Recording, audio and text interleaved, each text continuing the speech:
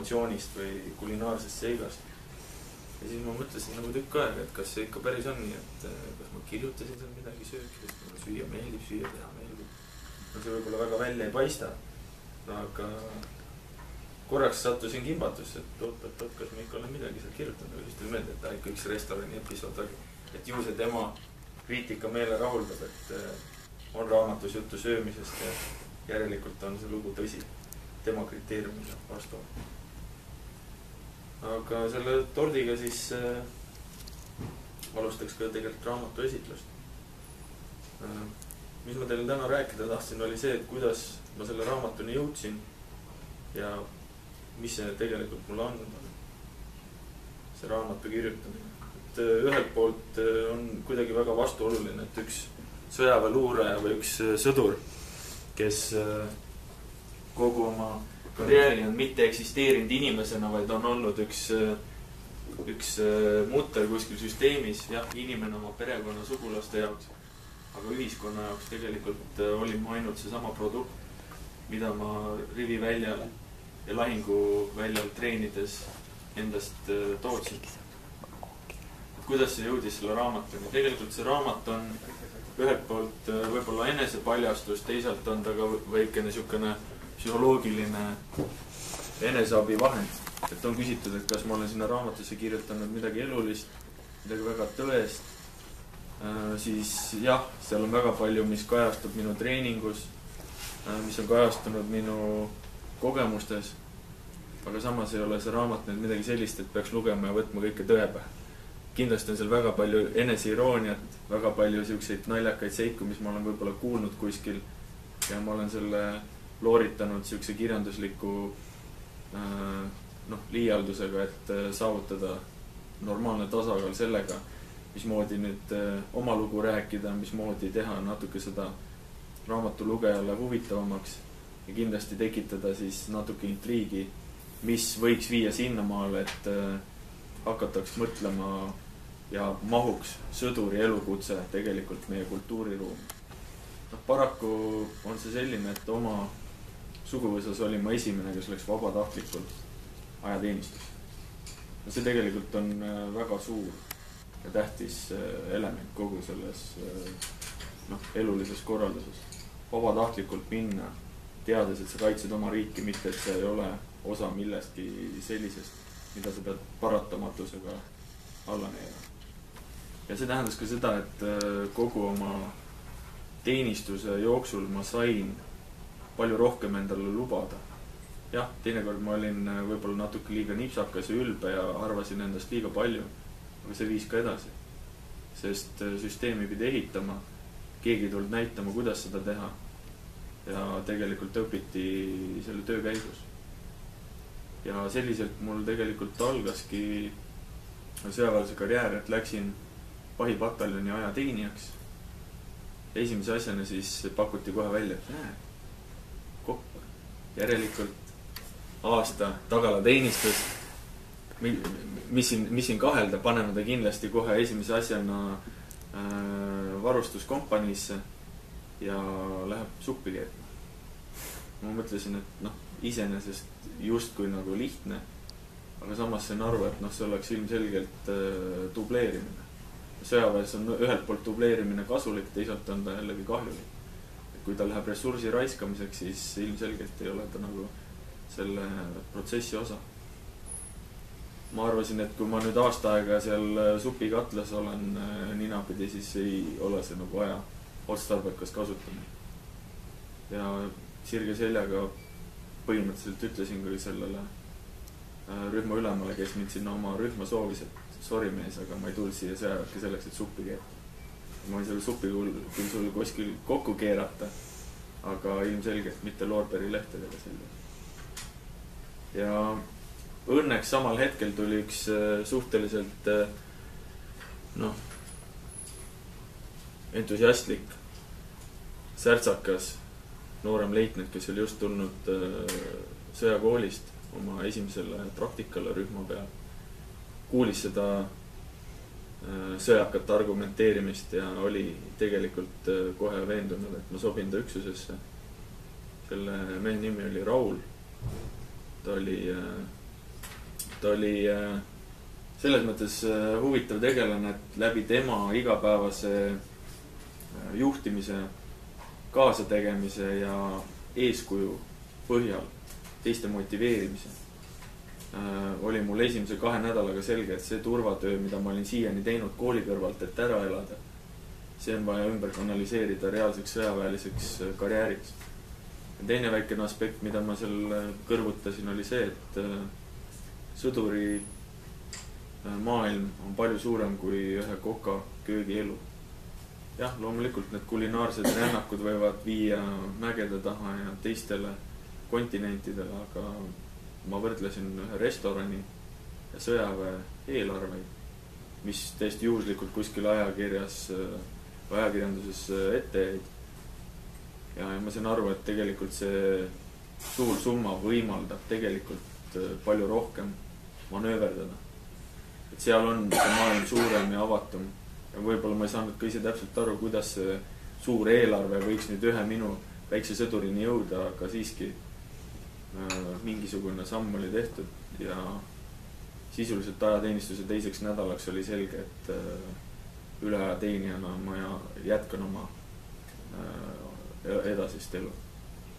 Loomulikult tuli ajateenistuse hulgas tõususid, mõõnasid, nagu ikka tuleb, sest ilmselgelt on seal teinekord asju, millest päris täpselt aru ei saa, ei oska neid kuhugi oma seni kogetus paigutada. Aga siiski oli see esialgne impulss piisavalt tugev, et kõik ülejäänud katsumused läksid suhteliselt kergelt ja teinekord isegi kergemalt, kui olin oodanud. Sest tahes-tahtmata sõdurielu üheks huvitavaks kaasaskandavaks nähtuseks on suitsunurga jutu. Kuna ma ise suitsunurgas ei käi, väga tihti pole siin nagu põhjus sattuda, kui vaid kedagi kutsuma või kellegile mingit sõna viima, siis kandusid need suitsunurga jutud ka minuni moonutatud ja tegelikult paljuski oli näha seda elulist erinevust ja info liikumist nende vahel, kes suitsetavad ja nende vahel, kes ei suitseta. Lihtsalt, no see on nii, et inimesed saavad lihtsalt regulaarsemalt kokku ja vahetavad mõtteid ja teemasid. Ja kui ükskord suitsunurgast keegi tuli tagasi ja oli kuulnud midagi sellist, mis jäi suht sügavalt kõlama, et tahetakse luua mingisugust erilist, väga sisukat ja omalaadset, omanäolist üksust, siis ma tegin kõik selleks, et selle üksuse loomise juures olla. Selleks üksuseks õigeid inimesi leida ja ise olla õige inimene, et see asi üles seada. Ja loomulikult läbi selle erilisuse ja suunatud teenistuskujunduse ma saavutasingi selle, et suunati Ameerikasse õppima. Läbi eriüksustele suunatud koolituspaketi saavutasin väga kõrgetasemelise taktikalise ja strateegilise koolituse ja need teadmised, mida oli võimalik siis hiljem teistele sõduritele siin Eestis edasi koolitada ja loomulikult rakendada siis oma teenistuses Afganistanis ja mujal kaitseväe hüvanguks. Kui nüüd see teenistus kaitseväes läbi sai, siis tegelikult on siin olnud igasuguseid ütleme inimesi, kes on öelnud, et jah, meid sunniti süsteemist välja astuma, samas võin ma nagu kindlalt öelda, et kaitsevägi on niivõrd suur, inertne ja amorfne organisatsioon, et seal ühte väikest inimest ei hakka keegi taga jääma. Et selles mõttes on võimalik ennast sinna bürokraatia masinasse nii ära peita, kui sa seda väga tahad. Istuda seal oma laiskuses ja istuda seal oma äraolemises, aga ma ei ole selline. Ja ühel hetkel ma tundsin, et see süsteem jääb liiga aeglaseks minu jaoks. Ma tahtsin saavutada asju kiiremini, kui seda oli võimalik teha läbi subordinatsiooni, läbi õiglase ja õige asjaajamiskorra. Ja loomulikult see teinekord kiire asjaajamine saavutas ka selle, et ma jäin sinna hammasrataste vahest. Aga kõik, mis ma tegin, oli ikkagi selle nimel, et see süsteemi parandada, seda kindlamaks teha. Ja igakülgse siukse selgitustööga see tuli ka välja, et ma ei teinud midagi isekalt, et tegelikult oli see isetu ja selline saavutamise soov. Noh, loomulikult, kes on nüüd viimase meediaga kursis, siis oli siin üks saade, Ringvaade, kus Kaitseväe teavitustalituse ülem Peeter Tali võttis sõna siin raamatuga seoses, küsiti talt kommentaare. Jah, ta ütles õigesti, et ma käisin Riigikogu kohut, aga ma olen veendumusel, et inimesel on võimalik Riigikogu kohut käia igal ajahetkel, kui ta tahab õiglaselt ja õigelt asju ajada. Et see ongi tegelikult ainuke viis riigiga suhtlemiseks. Paraku on ta suhteliselt kallis ja väga paljud ei saa endale seda lubada. Loomulikult on ka ametkondlik suhtlemine, aga paraku see ei too kaasa endaga selgust teatud regulatsioonide ja punktide tõlgendamisel. Ja loomulikult see oli justkui juhuslikult kokku langemas mu sellise teenistuse lõpuga ja sinna oli jäänud veel päris tükk aega, et ma ei kindlasti ei liidaks seda mitte kuidagi oma teenistussuhte lõpetamisele. Teenistussuhe sai Kaitseväega läbi täiesti aktsepteeritavatel alustel ja peale Kaitseväega tegelikult ma olen jätkanud Kaitseliidus, koolitanud Kaitseliidus neid üksuseid, kuhu mu varasem teenistus ja varasem koolituspakett kõige paremini võiks sobida. Ja kas või sel nädalavahetusel, mis nüüd möödus, oli üks väikene õppus, kus ma käisin, korraldasin need võistlused ja loomulikult oli seal kaitseliitlasi, kaitseväelasi ja see töö käib. Aga peale teenistust jäi hinge kuidagi mingisugune vaakum püsima, et mis ma siis tegema hakkan. Loomulikult on raha ainuke mõõdetav asi, mis oma tööprotsessist justkui tagasi saad. Kiitused, aukirjad, medalid, need kõik jäävad, aga paraku perele neid toidulauale ei pane. Ja mingil ühel, teisel või kolmandal põhjusel saavutasin sellise teadmise, mis kujutab endast piraatlus Aadeni lahes India ookeanil. See oli ühelt poolt juhustega kokku langev, teisalt väikese analüüsi tulemus, aga hakkasin siis suunama kogu oma tähelepanu sellele, et saavutada teadmine, mis seal tegelikult on ja kuidas oleks võimalik siis läbi selle teenuseid pakkuda ja tegelikult ka raha teenida. Oli vaja koha peal käia, oli vaja inimestega tutvuda ja selleks tuli väga palju kasuks mu eelnev luurealane koolitus. Ei ole saladust jah, et ma käisin ka Afganistanis, olin seal luureüksuses. Luure on sõjaväes, ütleme niimoodi, et üks olulisemaid komponente, aga ta ei ole komponent iseeneses, vaid ta kuulub tervikpilti ja kas ta on siis silmad, kõrvad, tundad, kuidas keegi tahab seda öelda, aga erinevad kompimis- ja aistimismeeled ja need vahendid, mis on selleks, et infot saavutada. Ja kui ma olin eelneva siukse info kokku saanud sellest, mismoodi ja mis tahaks saavutada, et raha teenida selle piraatlusega, siis seal kogu selle elu ja olu käigus trehvasin päris huvitavatele seikadele ja nendest ma olengi seal raamatus kirjutanud. Ja kui nüüd jõuda selle raamatu süžeeni ja võib-olla selleni, et mismoodi on ta kokku kirjutatud, siis see tegelikult kajastabki sükest ühelt poolt draamat, mis on alguse saanud ikkagi kuskilt enesest. See draama on ikkagi perekondlik, see draama on väga intiimne ja lähedane ja võib-olla sellest kirjutada on igalühel oma asi. Ja seda teistele avaldada on võib-olla liigagi palju tahetud. Aga samas, mis sõdurielu juurde käib, on kindlasti see, et tal on vaja toetust. Sõdur ei saa eksisteerida üksinda metsas.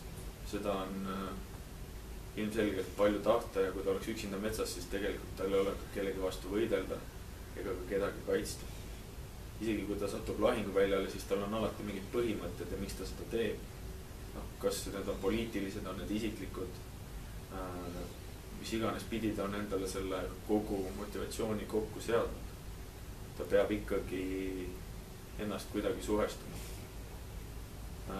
Loomulikult on perekondlik toetus üks asi, aga samas räägime toetusest ka selles võtmes, et saaks oma asju korda ajada, saaks oma missioone korraldada. Siis keegi peab vahepeal tooma uued saapad, keegi peab vahepeal tooma uue pluusi, kui see on ära kulunud, relvale moona, süüa, teateid kodustelt, selleks, et saaks lahinguväljal olla. See töö oli suhteliselt pikk, et saavutada kõik see toetus, et minna missioonipiirkonda, et luua oma ettevõte, et saavutada aktsept klientide hulgas, leida kliente. Ja selle jaoks oli vaja tegelikult kogu pilt selliselt kokku panna, et ta mõistetavaks ka enda jaoks saaks. Ja kui ma hakkasin seda kirjutama, siis ma mõtlesin, et ma kirjutan iseendast, aga iseendast kirjutades ei ole see võib-olla kõige adekvaatsem, et iseennast väga palju ei näe. Kuidas sa iseennast näed? Peeglist, aga siis juba tead, et parema vasakuga vahetud ja ei tea ka alati kumb pool see nagu õigem on. Loomulikult kirjutamisele eelnes ka see mõte, et kui ma hakkan kaitseväest rääkima, siis kui palju ma saan sellest rääkida, milliseid aspekte välja tuua ja kui palju tegelikult kajastada nüüd oma reaalset teenistust ja kui palju rääkida sellest, mis võiks olla selline fantastika, kirjanduslik liialdus, et see ka huvitav tunduks, sest ilmselgelt iga aasta käib ajateenistuses üle maailma, iga aasta on sõjaväelistes kogemustes tuhandeid ja tuhandeid inimesi ja mingil hetkel nad kõik arvavad, et nende lugu on see kõige õigem ja kõige tähtsam, mida peaks nüüd kõigile rääkima ja miks ei peaks nüüd kõigile korda minema. Kus saavutada see künnis ja mis see lugu peaks siis muutma. Küsiti, et mis ma nüüd oma raamatuga saavutada tahan, ilmselgelt võtame siis suurelt, ma muudan maailma. Aga kõige targem on muuta maailma niimoodi, et alustad iseendast, siis ta muutub kõige kiiremini. Ja ma arvan, et see raamat andis mulle selle võimalus, et iseennast muuta. Ma kirjutasin väga palju läbi selliselt, et ma pidin korduvalt lugema ja endas selgust saama, et need sündmused, mida ma siis ette kujutasin ühtemoodi, kas nad siis olid ka sellised või et kui nüüd teenistuse ja vanade teenistuskaaslaste huvides mõnda fakti või sündmust peaks väärama, siis mismoodi seda teha selliselt, et kellegile liiga ei tee või siis vastupidi mõnele upsakale või ülbele natuke ninanipsu lasta. Et ilmselgelt kui ta seda loeb, tunneb ta ennast tekstist ära, aga igale teisele või kolmandale ei ütle see mitte midagi. Minu asi on siis lihtsalt teha kõik endast olenev, et see inimene, kelle ma olen tahtnud nipsu lasta, selle raamatu enda kätte saaks. Ja loomulikult see kirjutamine viis ka selleni, et pidin väga paljude inimestega uuesti suhtlema. Ühelt poolt veenma neid, et sinna ei tule ei riigisaladusi ega nende intiimseid jutte ega vestlusi, et see ei ole mingi järjekordne paljastus sooviga lihtsalt selle pealt raha teenida. Ilmselgelt viiks see kohe kiiresti ka sinnamaane, et oleks pahuksis seadustega ja seda vaja ei ole. Ilmselgelt oli mul pigem huvi kirjutada selliselt, et see muutuks kirjanduseks, mitte paragraafiks kuskil asutuses. Ja ma arvan, et ma olen selleks hetkeks saavutanud vastukaja selliselt, et on nii akadeemilistes ringkondades, sõjalistes ringkondades kui ka täiesti kirjanduskaugetes inimestes võtnud mingisugused sammud ja andnud piisavalt impulssi, et on need raamatud endale soetanud. Ja võiks öelda, et tänase üritusega võiks isegi kordustrükki tähistada, sest esmaspäeval tuli kirjastusse kordustrükk. Esimene oli suhteliselt kiiresti otsa saanud. Kui mõelda, et raamatus on läbivaks teemaks üks sõdur, Rain, siis kus ma selle Raini leidsin? Rain on iseenesest meelevaldne laen Kaur Kenderi raamatust Comeback. Hiljem on ta seda ühes oma novellis lühijutustuses natukene veel ekspluateerinud, aga ma nägin, et seda tegelast ma võiksin iseendaks pidada. Kas ma teen seda nüüd liigmeelevaldselt või on seal ka teraka tõtt, seda peab Kauri käest küsima, kas ta siis näebki mind sellisena.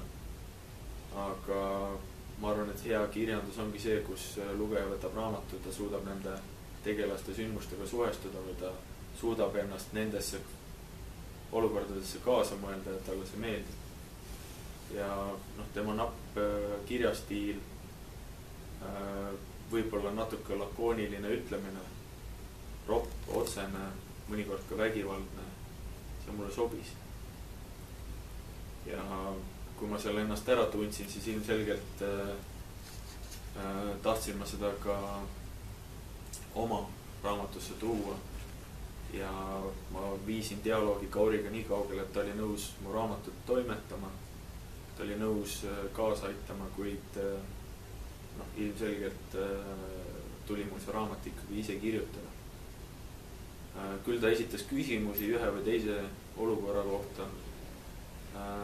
Kui see jõudis juba keelelise toimetuse faasi, ilmselgelt oli ka keeletoimetaja seal, kus ta tahtis ühte või teist täpsustust. Aga ilmselgelt ei olnud neil abi inimestel kirjastuse poole pealt võimalik kuidagi kaasa rääkida sellele, millisel mäeküljel ma oma laagrit pidasin, millisel tee ristmikul oli lahing. Et need kirjeldused jäid ikkagi mulle. Ja selles nagu peegeldubki selle raamatu võlu, et ühelt poolt on ta kirjanduslik debüüt, kus ma olen proovinud aimata ja proovinud välja tuua seda, mis ma arvan, et üks hea lugeja väärib. Aga teisalt olen ma mingitel põhjustel alguse suhteliselt ülbelt välja pahvatanud ja samas selle ülbusega ma olen proovinud tuua inimese sinna mõttelaadi, kus ta näeks ennast nendes samades tingimustes, selles karmis kõrbetolmus, selles kuivas ja haisvas käimlas ja võib-olla mõtleks ennast ka sinna, kui on sile ookean, täis taevas ja kuskil lööde kaugusel tegelikult maad ei paista. Et sa ei tea mitme või kui kaugel on, ütleme, mitme päeva pärast sa võiksid lähimat abi leida, kui sul on seda abi vaja või kui kaugel on järgmine piraadirünnak. Ja Rain selles mõttes satub sekeldustesse. Rain on juriidiline keha, mida ma kasutan. Rain on ühelt poolt mina, aga teiselt poolt on ta selline kirjanduslik liialdus, mis võimaldab laveerida tõe, väljamõeldise ja selle vahel, ütleme, nii kiiresti ja nii julmalt, kui ma seda ise olen tahtnud. On erinevaid gruppe, kes on juhtinud tähelepanu sellele, et ma olen naistesse väga üleolevalt selles raamatus suhtunud. Ilmselgelt ma pidin arvestama, et kui ma selle raamatu välja lasen, siis on esimeste seas ka mu ema, kes seda tahab lugeda. Et jah, tihtipeale sõdurid satuvad humaansusest oma mitmekülgses tähenduses väga kaugele. Ei ole ju inimlik tappa sellepärast, et sa tahad rahu. Küll aga on need vahendid teinekord niivõrd robustsed, et seda kõike sõnadesse pannes ja et seda emotsiooni inimesele edasi andes, kas siis 100, 200 või 1000 lehel, niivõrd tänamatu, et ükstapuha, mis sa sinna kirjutad, mis sõnu sa valid. Nad kõik võivad olla valed su lähedaste ja nende inimeste jaoks, keda sa hoolid. Ilmselgelt, kui mu lapsed seda raamatut loeksid, siis neil oleks väga palju seletamist pärast ja nad ei saaks väga paljust ka aru. Aga see audients on kindlasti ise kulgev, et ma ei saa ju määrata, kes võtab raamatukogust selle raamatu, kes võtab poest, kellele seda ostetakse, kes satub juhuslikult seda lugema. Olen avanud ennast, olen teinud endast oleneva, et see raamat peegeldaks minu mõttemaailma ja neid kogemusi. Aga ilmselgelt ei ole mu maailm päris nii üheülbane, et see kõik sinna ühte raamatusse nende 200 lehe peale mahus. Need vägivaldsed ropud ja mõnikord üleolevad, mõnikord alandlikud stseenid on selle jaoks, et luua see pilt ja luua see emotsioon, et kui inimene on selle raamatu läbi lugenud, siis ta hakkaks mõtlema, et kes see inimene oli, kes selle kirjutas. Ja ta tegelikult avastab, et see inimene oli sõdur. See inimene oli sõduriks muutunud. Mis hetkel sellest inimesest sõdur sai, ma loodan, et see on seal raamatus olemas. Ja kas see sõdur on nüüd ühiskondlik produkt, ma arvan, et kindlasti. Sõdur mahub ühiskonda täpselt samamoodi nagu mahub kokk-kondiiter, keevitaja, arhitekt, arheoloog. Ta ongi selle ühiskonna osa. Ja ma tahaksin, et selle raamatuga saavutaks selle, et Eesti ühiskond aktsepteeriks sõdurit kõigi nende tõdede ja valedega, mis nii selle kui ka teise elukutse või elulaadiga kokku käivad. Et teadvustatakse neid kaasnevaid aspekte, et seda teeksid ka sõdurid ise. Tihtipeale noored sõdurid ei anna endale aimu seda elukutset valides, kui kiiresti võib tegelikult see küünal kustuda, mida nad just on süüdanud. Kuidas peaksid nende lähedased, need inimesed, kõik, kes tegelikult sellest mõjutatud saavad. Kuidas ise seda karjääri suunata, kui sul vaid on piisavalt aimu, et aru saada, kuhu sa oled ennast toppinud. Et see kõik peaks selle raamatuga kaasnema ja ma loodan, et esialgu ma olen ka selle saavutanud. Eks seda näitab aeg. Raamat on alles kuu ja mõned päevad lettidel olnud. Et selles mõttes tagasisidet on tulnud ja on seda tagasisidet tulnud ka sõjaväelastelt, kes on lugenud, kes on kiitnud, et polnud nii ropp, kui ta arvas alguses, kes on kiitnud, et võib-olla mõndast lahingstseeni oleks pidanud rohkem kirjeldama. Aga see raamat ei ole nüüd ka see, et ta on mõeldud sõjaväelastele, kuidas õppida paremaks tapamasinaks, kuidas lahingus paremini hakkama saada, millise puu taha oma pesa teha, komandopunkt või kus kõige paremini oma konserv hoida, kui kuskil on üle vaja elada midagi. Et jällegi sõjaväelaslik on seal pigem niisugune essents, mis annab juurde sellele kujunemisloole. Ja kolmas osa tinglikult võttes see äriline pool. Äriline pool selles raamatus on kajastatud kõige rohkem üle võlli.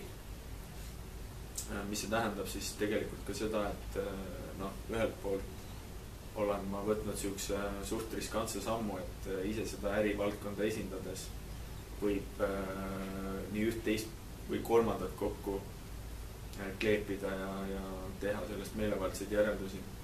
Samas annab see võimaluse sügavamaks diskussiooniks piraatluse vastases võitluses, piraatluse vastases kaitses üldiselt. Sest tegemist on ikkagi väga kompleksse probleemiga, mis tõlgendusruumi keegi vajab. Aga iga aasta sõidab 10 000 laevu üle India ookeani, aga rünnatakse sadu laevu. Paraku isiklik tragöödia on see ainult selle ühe meremehe jaoks. Ülejäänud kõik need, kes teevad seda igapäevase tööna ja võivad, piraatide jaoks võib-olla ka on see igapäevane töö, aga ülejäänud võivad selle stepsli siis välja tõmmata, kui nad ise seda tahavad. Aga need üksikud meremehed, kes on selles peale sunnitud vägivallas, tehes oma igapäevast tööd, tahes oma riiki, oma perekonda, oma laevafirmat, oma laeva, oma kaptenit teenida, siis nende jaoks on see midagi julma. Ma ei tea nüüd, kui kiiresti peaks see laevandus seltskonda jõudma, aga ma ei ole kindlasti esimene, kes on välja öelnud, kui julmalt tegelikult peaks selle probleemiga tegelema. Jah, see raamat on kirjanduslik liialdus ja ma ei ole midagi sellist korraldanud nagu Rain. Aga ma võin öelda, et mul on piisavalt suured kõrvad ja paljuski, mis selles raamatus on kajastatud, on kuskil juba toimunud. Mida ma olen kuulnud, kas siis väga moonutatud või mitte moonutatud kuulujuttuna, seda mul ei ole paraku ise au iga kord kontrollida. Pigem võib-olla ei tahakski seal olla.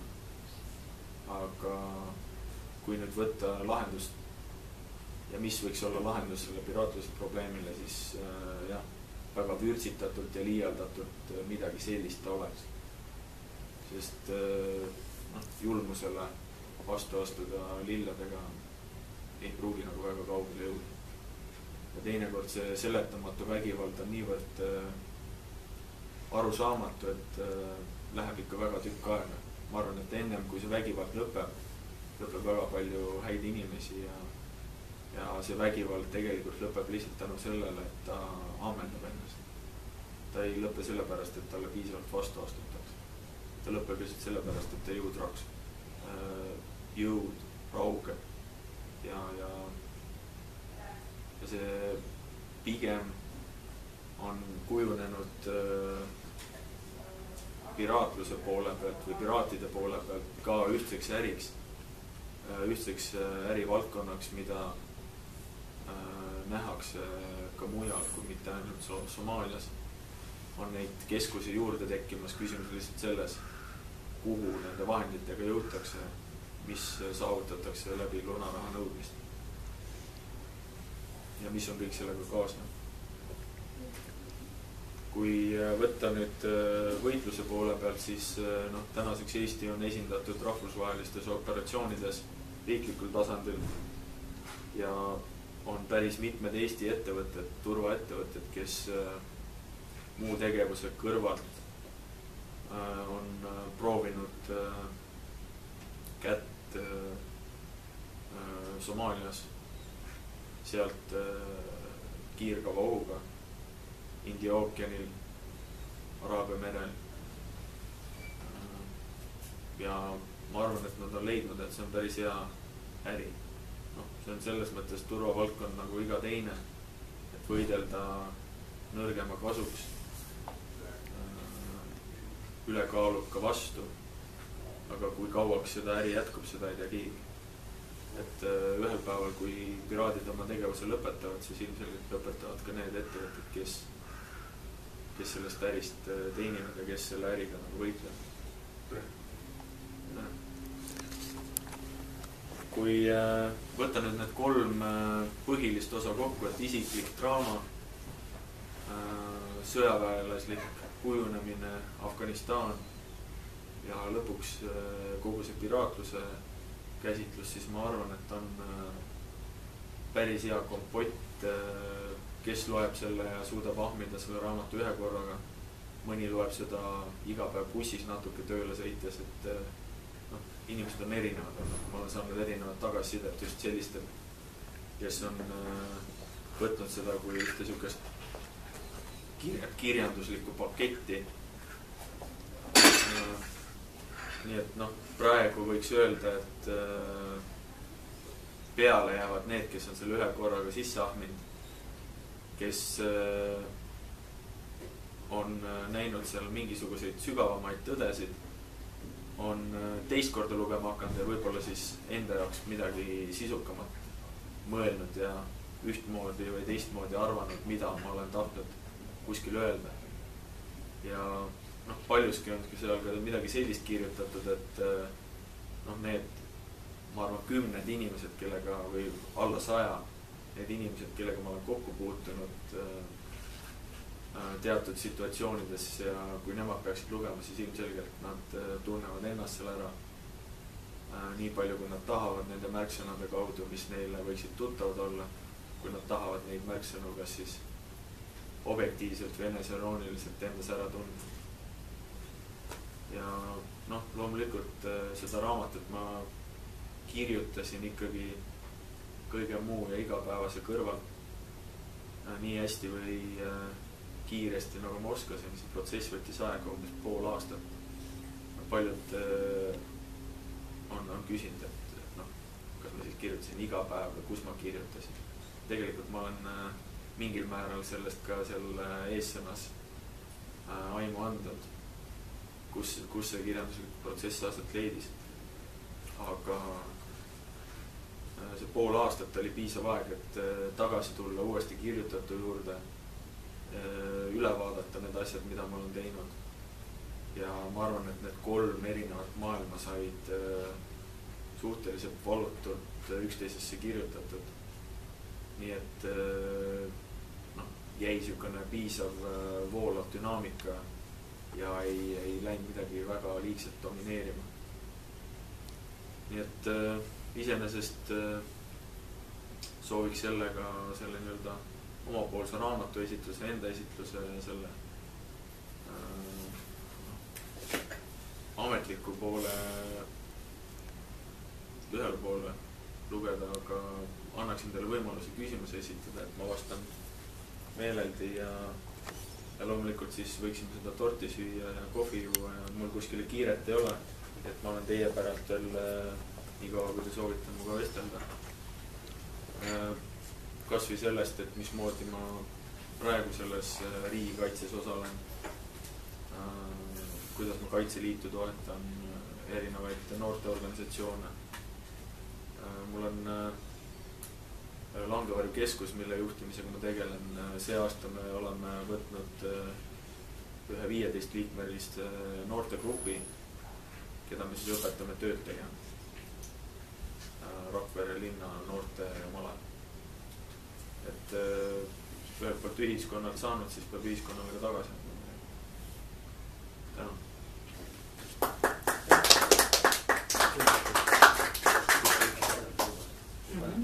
Ja paneme. On kellegi midagi?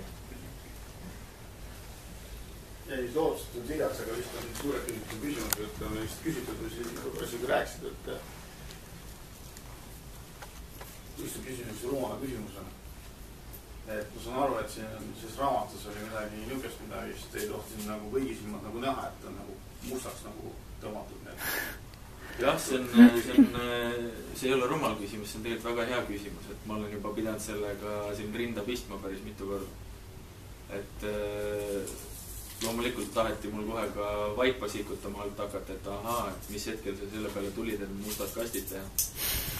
Et ilmselgelt ma ei tulnud seda sellel hetkel, kui ma selle olin kirjastusse ära saatnud, sest kui ma olen kirjastusse saatnud midagi sellist, mida ma hiljem ei taha, et välja tuleks, siis oleks ju kirjastusel suht hea võimalus ise survestada või siis oleks mõnel terasemal küsijal võimalik vihjata, et aga kui sa saatsid järsku riigisaladust, mis sa teadsid kirjastusel.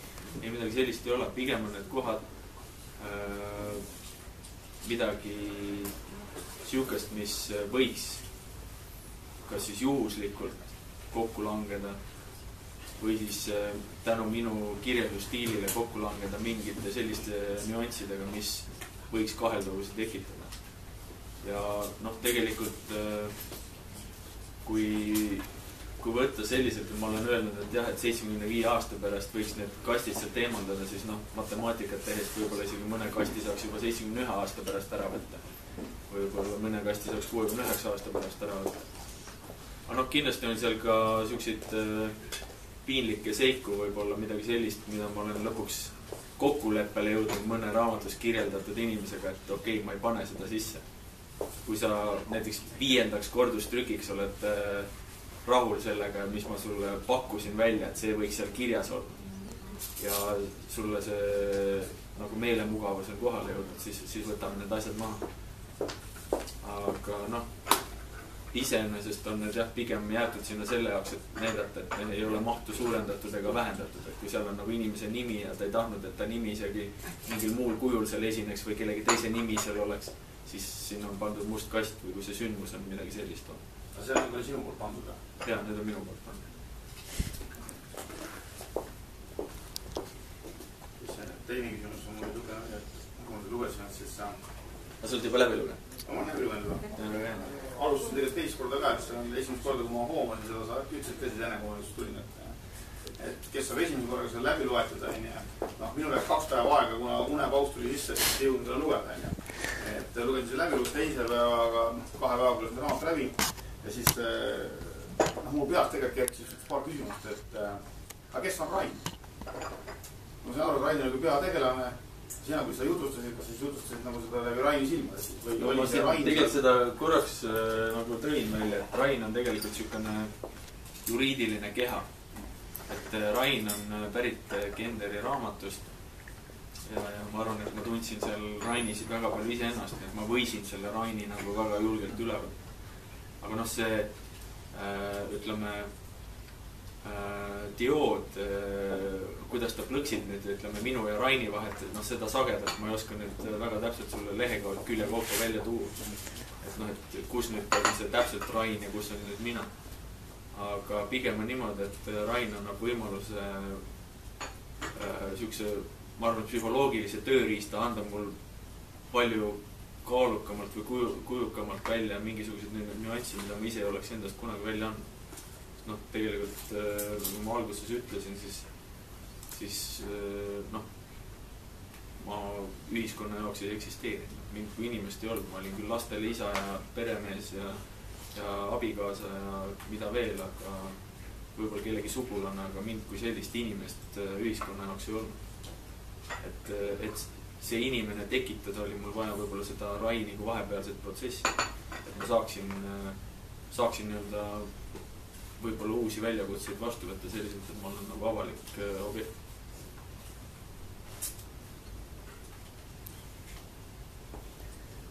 No, üks asi, mis veel nagu sinna on välja tulnud just selle sama süžee ja selle lugemise käigus on küsitud, et noh, kuidas see kronoloogia kulgeb.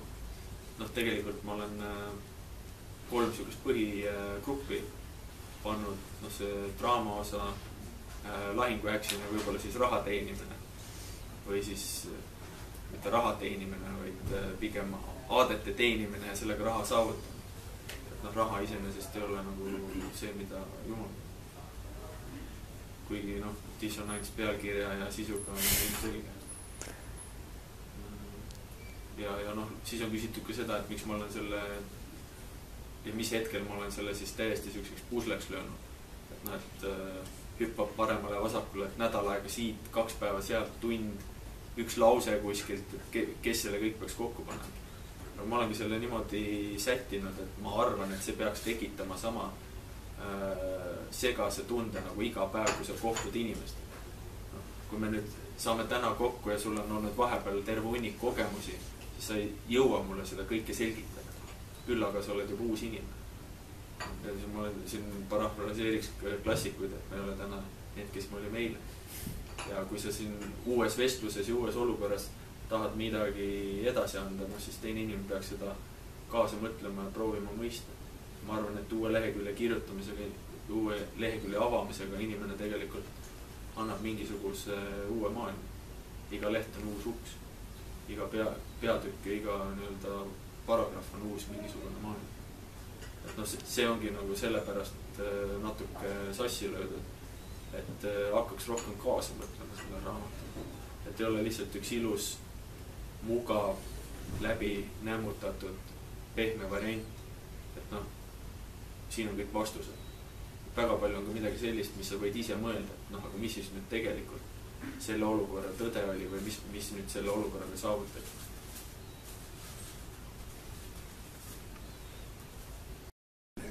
Tegelikult sammu saanud teha nii, et võib-olla midagi kõige tahab enam. Loeta raamatut, siis saate aru, et jah, ma olen samal meelel oma nii-öelda fantaasiates, aga paraku tuleb arvestada seda, et selles võitluses, kui seda võitluseks pidada, on nii palju osapooli.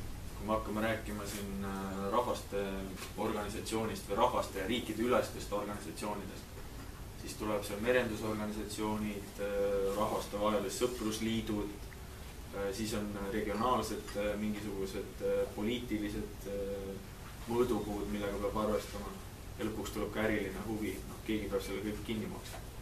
Kui ikkagi äriline huvi ei ületa seda valu, piiri, siis ei teki ka poliitilist ambitsiooni, et oma ärimeeste huve kaitsta.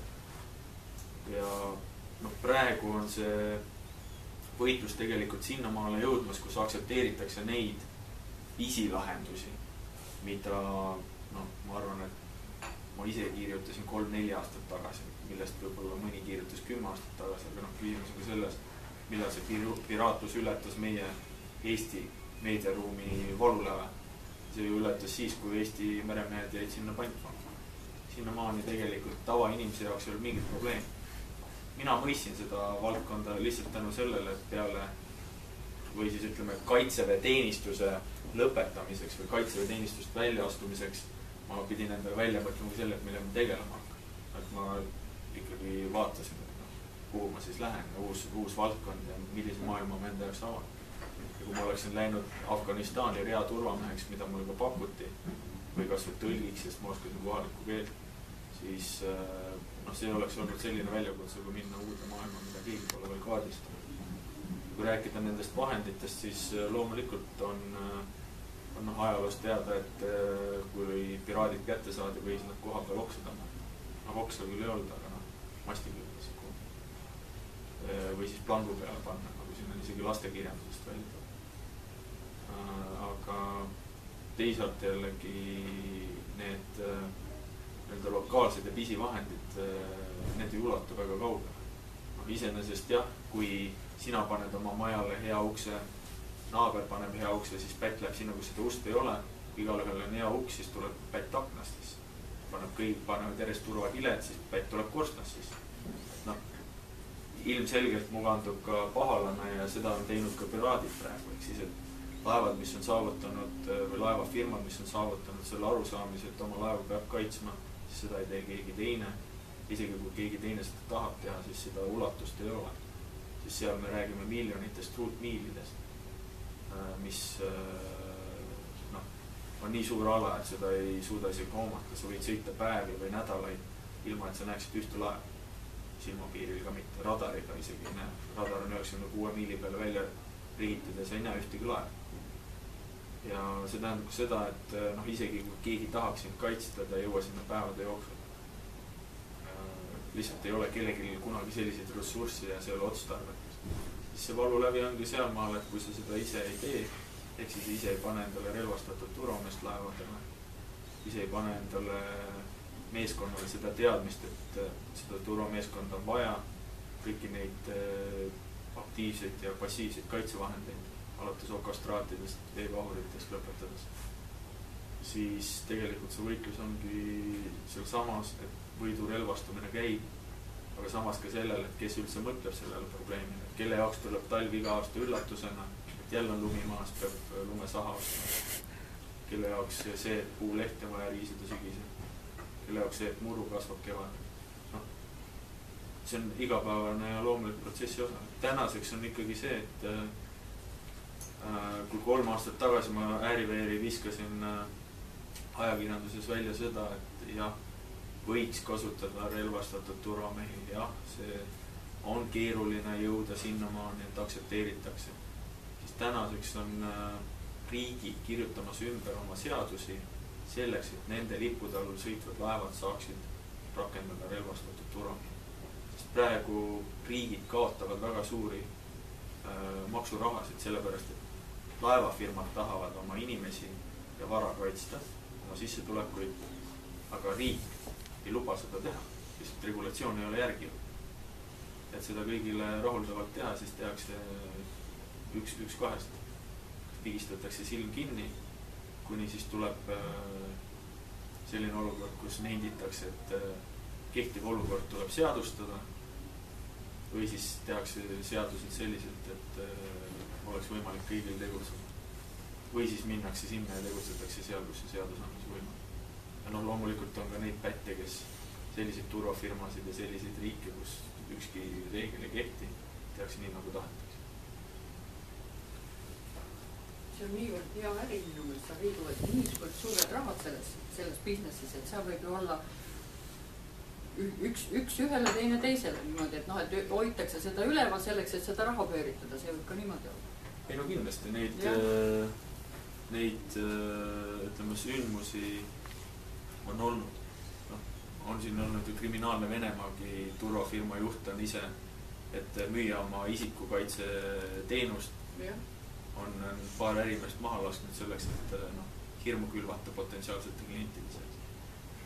Ilmselgelt on see ühelt poolt propagandamasin. Selleks ma ütlengi, et kus see valu läbi jookseb ja mis on tegelikult see äriline mure. Ühe laeva ettevõtte jaoks on tegelikult äri lõpp, kui ta on väike ettevõte. Ja tema peab tegelikult mõtlema oma mõõtmes. Kui ta ikkagi $15 miljonit peab maksma sellest, et oma laeva inimesest tagasi saada ja ta laev on väärt ainult 10 ja last, mis seal peal on 5, siis ilmselgelt ta ei vea midagi välja.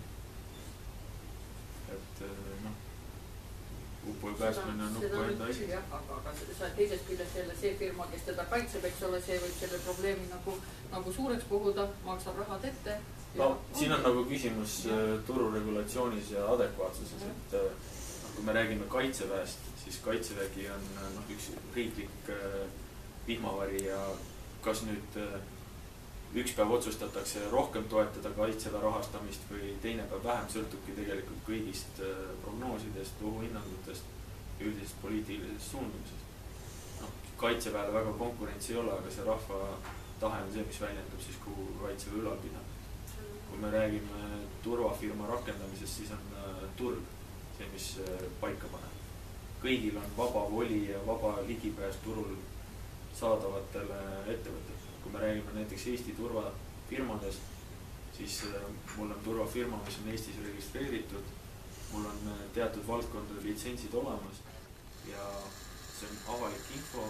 Ma olen registreeritud politsei lehel, ehk siis, et iga inimene, kes soovib endale koju turvafirmat võtta, saab kõigepealt politsei lehel kontrollida, kas see firma vastab reeglitele. Nüüd on küsimus selles, kas klient teab seda küsida. Kas kliendil on piisavalt hoidu, et kahelda, kritiseerida ja teha võrdlus. Sama kehtib tegelikult kõigis asjades, kas ise ostma minna või tarbima minna.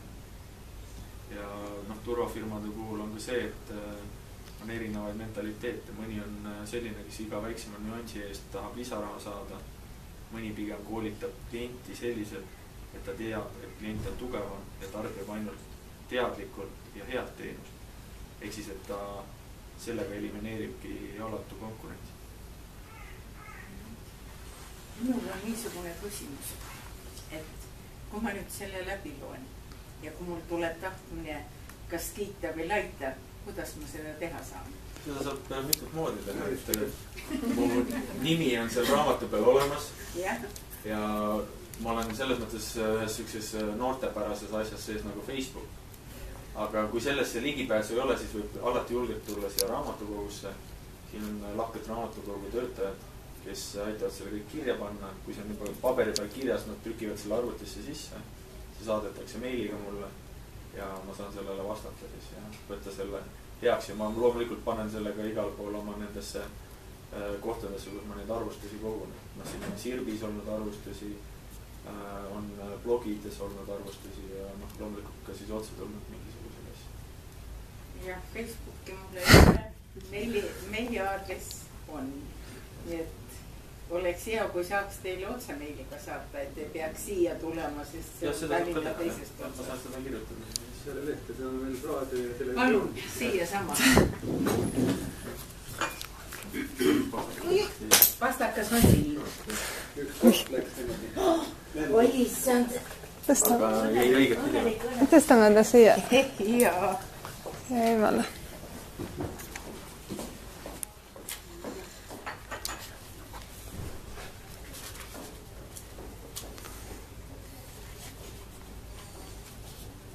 Ja minu meiliaadress on seal teksti lõpus.